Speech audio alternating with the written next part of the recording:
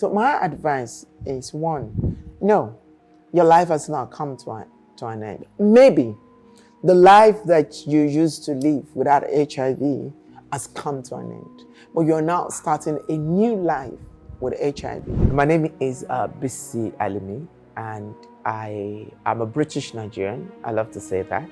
And I live in London, and I shuttle between Lagos and London. I'm an entrepreneur, I'm an investor as well, and I'm somebody that has been living with HIV now for more than 20 years. So I'm a combination of so many things, and I think this boils down to where I come from. You know, I'm from Mushin, and there's a saying that we have about Mushin people: we don't sleep. We're very industrious, we're very enterprising, and I think we're also quite determined in seeing a fairer and better world. And I think that has in a way informed what I do, who I am, and where I see myself going on this life journey. You know, that journey started in a very, very sad way. I was growing up, I was in Unilag, I was studying theater arts, and all I wanted to be was just to be an actor. And it was my third year, I think, second or third year. I can't really remember very well. I remember now. It was my second year in uni. And my friend and I had faced a disciplinary committee in Unilag because we're being accused of being gay. And it was quite a very painful experience for both of us. But him in particular, because he was the one that was accused, and because we were friends, I got roped in. We were very, very close. And that broke him deeply. And so we ended that semester. He was not himself, because it was such a, he came from a very well-known family in Lagos. And it was too much for him to handle. And we went away. I went to Ibadan, and then I came back, because that's where my father's from. And then I came back, I spent about a few days there, and I came back to Lagos. And that was when I was told he's been in the hospital. And this was long before you have, mobile phone I'm talking about 2000. It was 2002. And so that time, you have to be rich for you to have a mobile phone and buy credit. It's not like now that everybody's got a phone.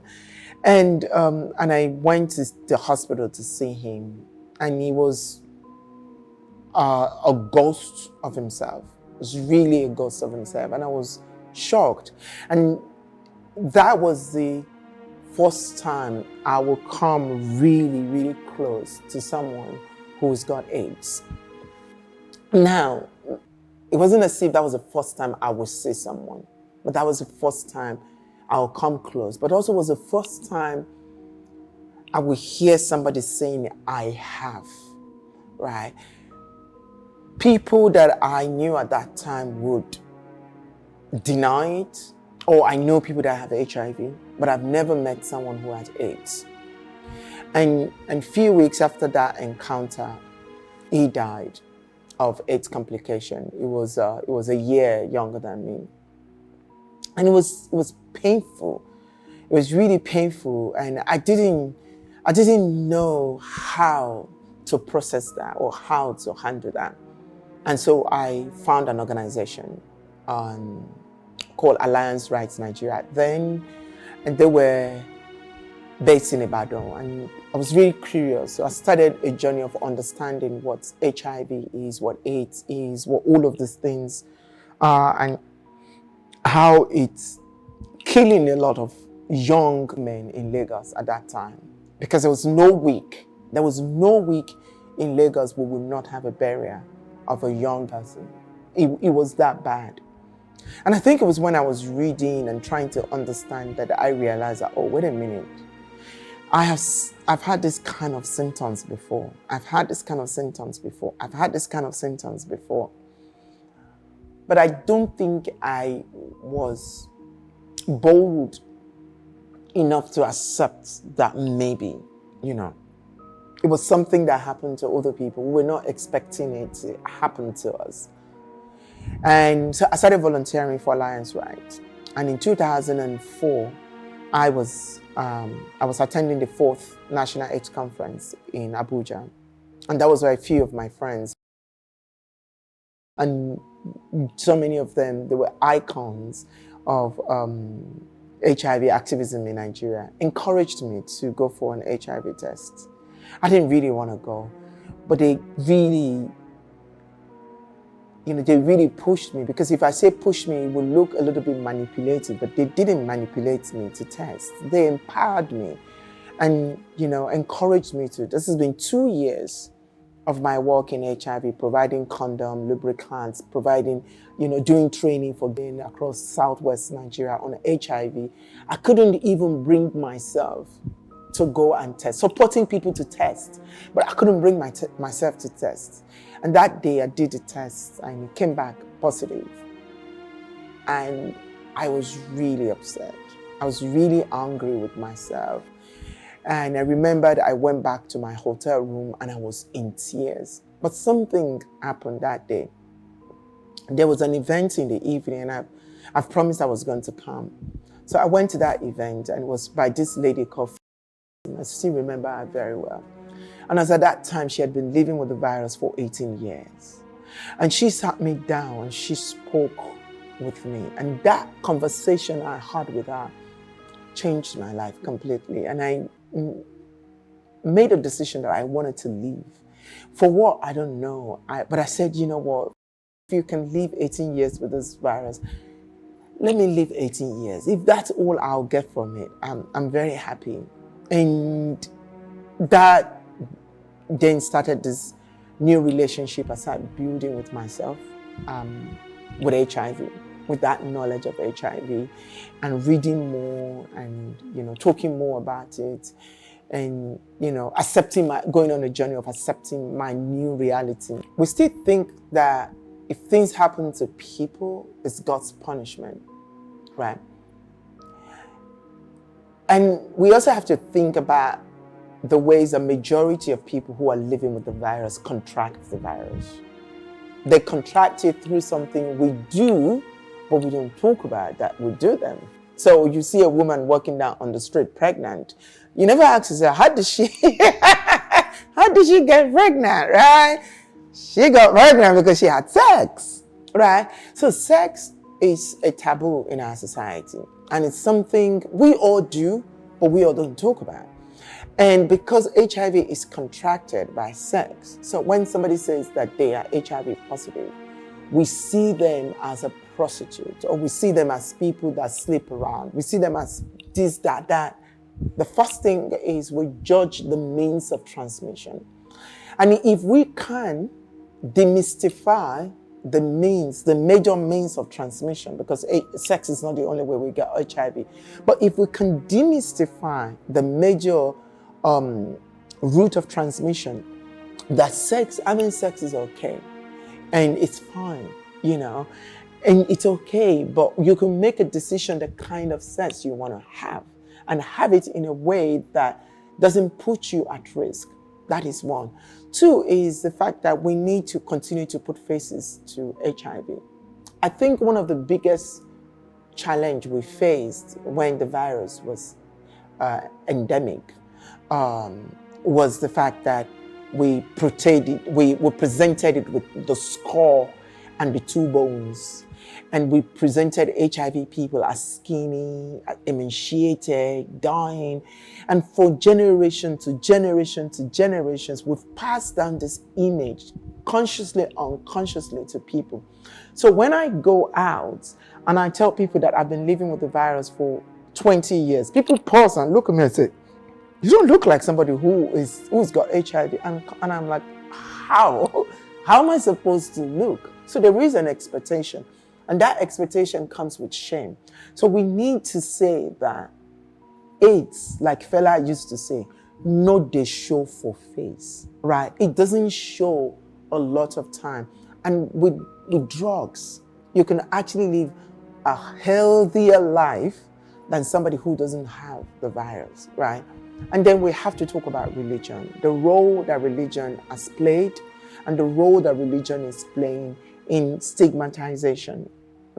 We can't remove it. I would love to have a church that talks positively about the advance in HIV biomedicals, in research, and say, you know what, this thing is not a death penalty like it used to be.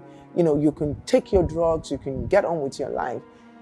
Increasingly, we are having churches who are telling people, come, we will cure you of these things. And that is very important, because when we use the word cure means you've been afflicted with something and we want to exorcise you of it. And that affliction is evil. You know, you can start unpacking this word. So the moment as a Christian, when I get HIV, the first thing I would do is to say, I have sinned. I've been cursed. I'm inflicted. I'm afflicted. Oh God, what has happened to me? I don't see that, okay, this has happened.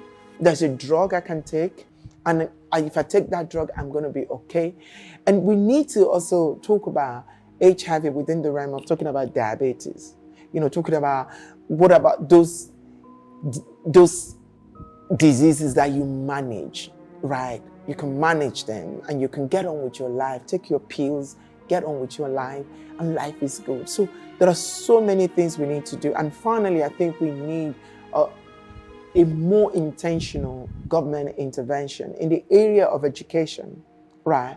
To educate people on demystifying and destigmatizing HIV, both infection, prevention, and treatment. Every year that the What Is Day has come up with a theme, it has been very strong call to action. And I'm particularly, interested in this year's theme.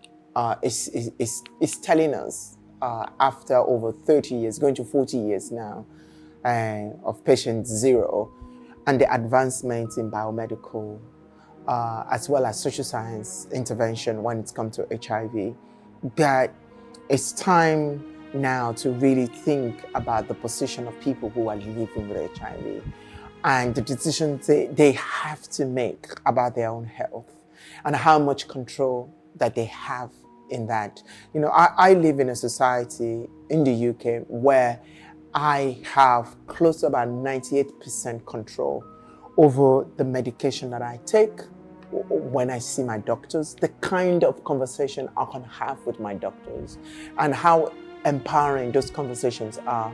And, before my doctor, I changed my medication about a year ago, and it took my doctor 3 years to convince me to change my medication. And it still boils down to me making the decision if I want to change that medication or not. It was never forced on me. And I think that this is why the theme for this year means so much to me as someone who is living with the virus, that I need to be in control of my own health. I need to be in control of the decisions that I have to make, that I have to affect, the quality of the kind of life that I want to live. So my advice is, one, no, your life has not come to an end. Maybe the life that you used to live without HIV has come to an end, but you're now starting a new life with HIV. One that is going to dramatically change the way you interact with yourself. And there's a reason for this. Every 6 months, I see my doctor. This is a privilege I have as somebody who is living with HIV, that somebody who is not living with HIV doesn't have. I know a lot of my friends that have not been to a doctor in 3, 4, 5 years. Right? I go to see my doctor every 6 months. And within that 6 months, if anything happens health-wise, my doctor can quickly pick it up. I can quickly go for, interventions and all of this. There was a particular time where there was a cancer scar. I just felt like, my doctor felt like, I think we're noticing something. There's something in your blood. We feel like it might be this, it might be that. And I quickly went and I did, screening, and I realized, it was nothing, right? But what if it had been cancer and I'm not HIV positive? I'm never going to know until it gets to a point where it's terminal. And so I always tell people that, every good thing, quote and unquote, and I say good thing, always comes with something. Every bad thing always comes with something good, right? 2, take your medication. It's very, very important that you take your drugs when you're supposed to take it and how you're supposed to take it. If you're to take it with food, take it with food. If you're not supposed to take it with food, don't take it with food. If you're supposed to take your drugs at night before you go to bed, if you're supposed to take it in the daytime, always build, I will say, my drug is my first love, right? Because it's what keeps me alive to make my relationship with my partner meaningful, right? So build a wonderful relationship with your medication. Number 2 is read up. Read, you're never too knowledgeable, right? Read up, because when you know for fact certain things about your health, when you're meeting your doctor, you can say, oh, doctor, I just read up, there's a new drug and I've read up about it. What do you think? Do you think that new drug will be good for me? What are the benefits of that new drug? So for example, I was on 3 pills up until almost 18 months ago. And my doctor says, oh, I want to put you on 1 pill. And I said, So tell me, what is this 1 pill? He said, okay, it might make you add weight, it might make you do this, it might do this to you, it might do this to you. But the benefit is just 1 pill, you pop it and that's fine. And I had to go home, I had to read up on the new pills. And I have to do a comparison between the pill I was on at that time and the pill my doctor is trying to introduce to me. And based off of that, I realized, okay, you know what? Getting on the new pill is actually better for me than staying on the old pill. These are some of the things you need to do because your health is very important to you, and you have the 100% control. No matter what your doctor is saying, you have the 100% control over what you take. And I think the fourth one I want to say is never let what anyone say get to you. Oh my God. If you go on my social media and the nasty things Nigerians say, very nasty things about me being HIV positive and attacking me, and I always say to them, you are 20 years late to insult me that I'm living with HIV, because I have insulted myself, I have blamed myself, I have cried, now I have come out reborn. There is nothing anybody can say about me living with HIV that's going to make me feel bad or feel sad. But not everyone is like me. So never let what people say bring you down. Don't pay attention to them. And I always say this, you are positive. You don't need to worry about being positive anymore. There's so many people in this country that are not enjoying a full, meaningful sexual life because they are afraid of getting HIV. You don't have to worry yourself anymore. You just have to find a way to treat it and live a very healthy life, because the future is promising and the future is positive.